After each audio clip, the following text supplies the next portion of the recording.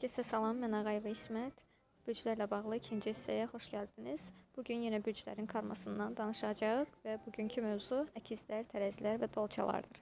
Gəlin baxaq nə üçün bu şəxslər həmin bürcü seçərək dünyaya gəliblər. Başlayaq əkizlər bürcündən. Onlar zodiakın ən savadlı bürclərindəndirlər.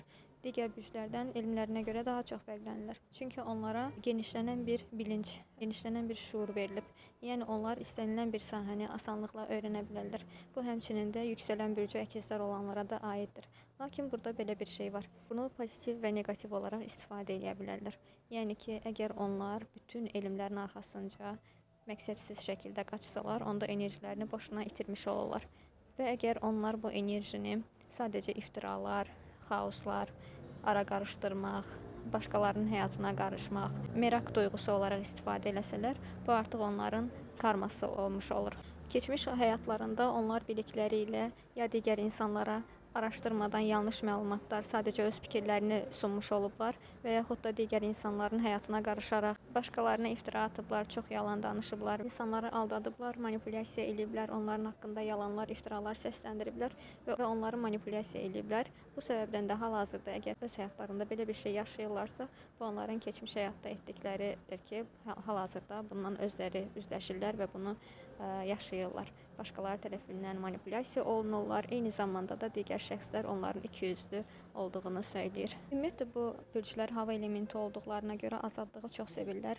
Heç vaxt onlar baskı altında yaşamaq istəmirlər və buna görə də münasibətləri uzun müddət davam eləmir. Əgər uzun müddətli münasibət istəyirlərsə, bunu bir qədər nəzərə alıb ona görə həyat sürməlidirlər. Çünki bu keçmiş həyatda etdikləri hal-hazırda öz başlarına gəlir. Merak duyğusu o qədər genişdir ki, onlar hər şeyi öyrənmək istəyirlər və çalışmalıdırlar ki, öyrəndikləri sahənin axıra qədər getsinlər, səthi olaraq öyrənməsinlər. Onlara verilən bu elmi, bu xəzinəni yaxşı istiqamətdə istifadə edə bilsinlər. Növbəti mənim çox sevdiyim tərəzi bürcləridir. Tərəzi bürcləri bu həyatlarında ədalətli olmağı seçsələr də, əslində bunun səbəbi də keçmiş həyatlarında çox ədalətsiz hərəkətlər etmələri olub. Belə ki, onlar münasibətdə olarkən həmin şəxsləri aldadıb, onlara xəyanət edib və bu səbəbdən də hal-hazırda ədalət duyğuları çox basqındır. Ümumiyyətlə 12 bürcdən sadəcə tərəzilər əsla tək yaşamağı bacarmırlar. Onlar həmişə daima öz paralarını axtarmaqla məşğul olurlar. Həmişə həyatlarında sevgi istəyirlər və bunun da səbəbi elə keçmiş həyatlarındakı karmalardır.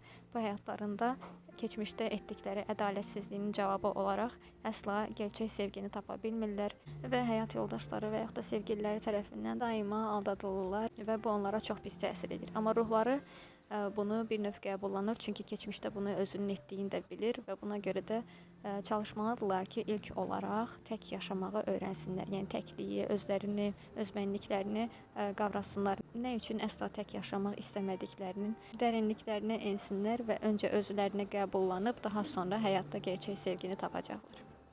Və son olaraq dolçalar. Dolçalar keçmiş həyatlarında çox təəssüf ki, qul olaraq çox işlədiliblər.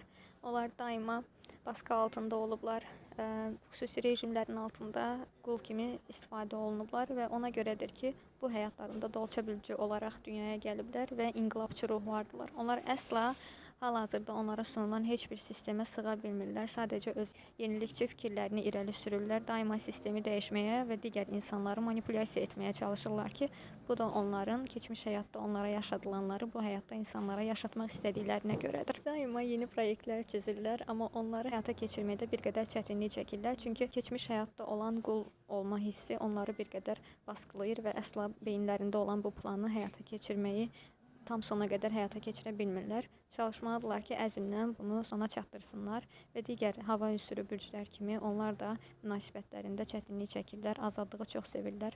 Hətta evli olsalar belə onların həyat yoldaşları tərəfindən sıxışdırılmasını qəbullana bilmirlər. Odur ki, bu həyatlarında da karmik olaraq yenidən elə iş yerlərində işləyə bilərlər ki, onlara baskı olunsun. Amma çalışmalıdırlar ki, həmin yerlərdən canlarını qurtarıb öz işlərini, öz beyinlərində olan işi həyata keçirsinlər və azad şəkildə yaşamağı öyrənsinlər. Çoxsaylı istəkləri nəzərə alaraq bu dəfə mən hava ünsürünün bürcləri haqqında danışdım. Növbəti postda hansı bürclərin karmasını paylaşmağımı istəyirsənsə, şərhdə yaz və gələn dəfə həmin bürcləri paylaşım. Bu kimi postların davamı üçün kanalıma abunə olmağı, dostlarınla paylaşmağı və bəyənməyi unutma. Videonun davamı üçün Instagramda yuxarıdan YouTube linkinə keçid edə bilərsiniz.